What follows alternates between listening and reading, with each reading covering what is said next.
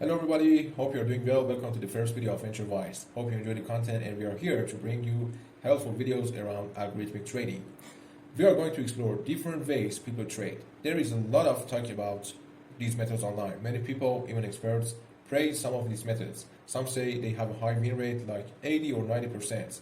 It sounds great, but just hearing a few stories doesn't prove it.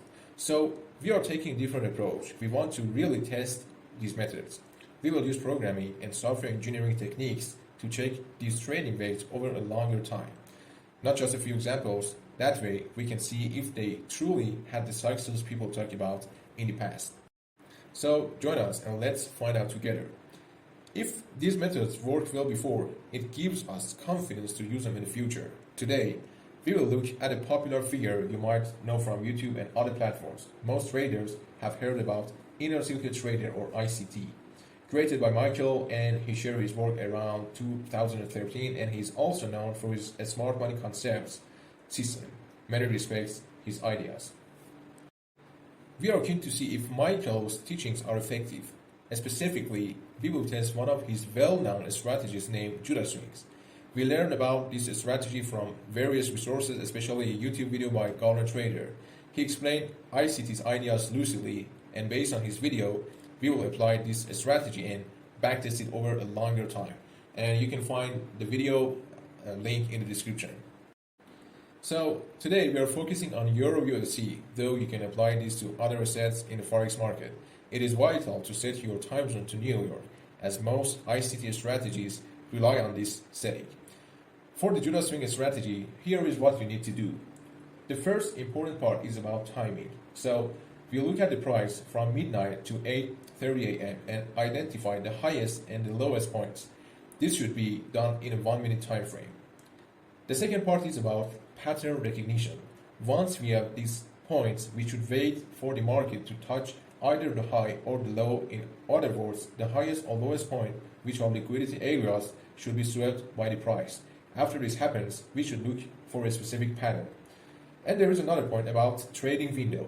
All actions from spotting the pattern to opening and closing a trade should be done between 8:30 and 11.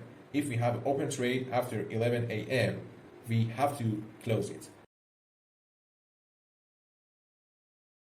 So, what is the pattern we are looking for? We are aiming to spot the Judas Swing. This pattern is a mix of two things: market structure shift and fair value gaps. What is the market structure shift? There are two different market structure shifts: bullish and bearish, and it is a pattern you can see on a chart in different periods. So if I want to explain about market structure shift on the chart, as you can see, for the bearish one, the price rises, hits a high point, and this high point is a swing high, and then drops to a lower point and creates a swing low. After that, it rises again, breaking the previous high. Once it does, we watch for it to drop below the previous low. Between this high and this low, where the price drops, is our focus area. So what about fair value gaps? So they also have two types, bearish and bullish, like market structure shift. And it is a gap you notice between the high and low of two candles on the chart. It is like a space where the price might move in opposite direction when it is touched. Together, these clues help us to find Judas Swing on the chart. Let's see how our trading strategy performed in July. I ran a code to analyze the Judas Swing strategy's results from the start to the end of the month. With the power of algorithmic trading, we can quickly spot patterns. Once the code finishes, we can review the month's outcomes.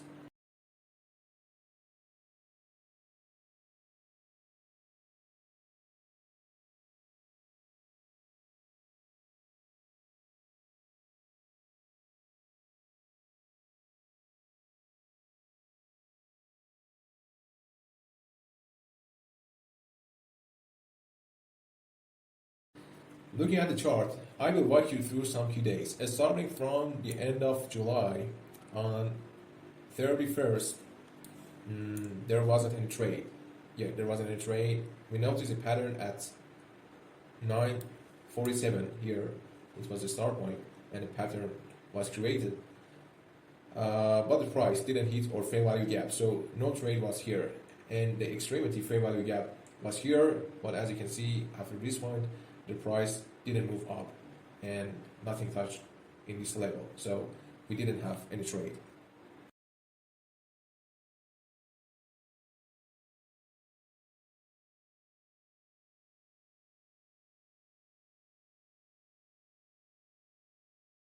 Now, moving to another part of the chart, for example here, there is a segment where a trade did occur here. We can clearly see a successful trade instance during this period. Let's dive into our trading strategy. We use a risk to reward ratio of 1 to 2.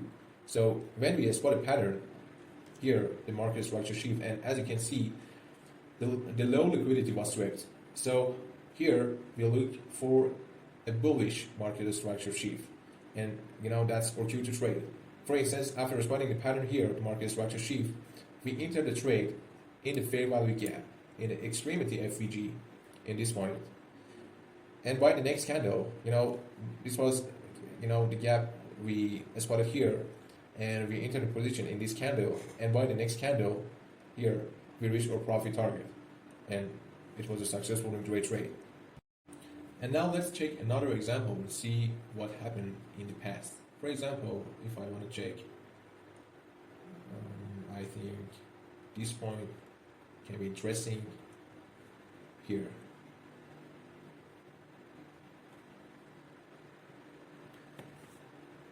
And here we had another trade which didn't go as we planned. On the 12th of July, we entered the trade. Yes, here at this point, but it hit a stop loss, and this stop loss was set based on the peak of fair value gap pattern.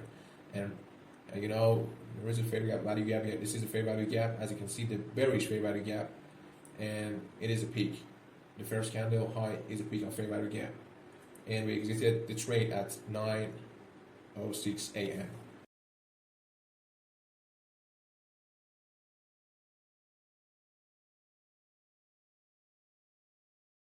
And as we can see, these examples give an insight into trading strategy. We have rigorously tested this approach. In fact, we backtested it over almost 3 years, starting from 2021 till the beginning of September of 2023 by Euro USD data. This throughout review ensures we have a reliable strategy in place.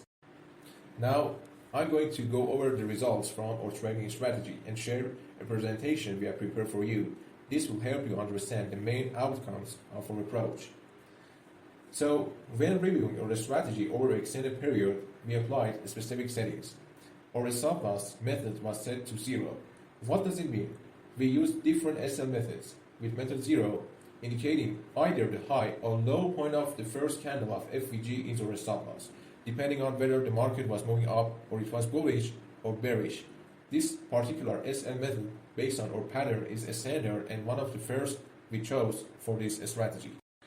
We also tested the strategy with various risk-reward ratios ranging from 1 to 1 up to 1 to 5. Our leverage was consistently set to 100, and we used a specific lot size throughout. In upcoming videos, we will explore more methods. For now, let's check the PowerPoint file and see our strategy results. Here is an overview of our equity curve. As you can see, we have had consistent profits over the years, and here are some key metrics. The total trades number was 341. The total profit was over 300%. Average profit is around 1, and max drawdown is near 8%. And our drawdown is calculated based on a constant equity amount, which is $1,000. And the Sharpe ratio is 3, which is a great number. And for the risk reward of 1 to 1, you can see the win rate is 61%, the loss rate is 39, and the profit factor is slightly over 1.5. And now let's check the next section. And as you can see, all the settings are the same, just risk to reward ratio is different. And here, comparing previous results with 1 to R risk to reward setting, the profit and average profit are better, but the drawdown is higher. The Sharpe ratio, win rate, and profit factor, as you can see, are also lower compared to 1 to 1 RR setting. And next, we want to check 1 to 3 risk to reward ratio. And for 1 to 3 RR example, the total profit stands out being higher than previous settings. Surprisingly, the max drawdown is better than the second RR, and metrics like Sharp ratio and win rate have worse numbers compared to 1 to 2 RR, but profit factor shows improvement. In another example with 1 to 4 RR, all the metrics are worse than in the previous 1 to 3 RR example, except for the total trade, which remain the same. From this, we can conclude that a higher RR doesn't necessarily guarantee better results. And at the end, we have the results for the 1 to 5 RR, and as you can see, it was very risky due to the low win rate and high max drawdown, but it gave the highest profit. A key takeaway is that as we increase our risk to reward ratio, we might achieve better profits, but the associated risk also rise. The higher RR might not suit everyone, especially those who are risk averse. In summary, this video revolved around the Judas Swing strategy and our backtesting approach. We have covered essential aspects, and your feedback is very important for us. For updates and interactions, follow our Telegram channel. We look forward to your continued engagement. Thank you for watching the video. I hope to see everyone in the next videos. Goodbye.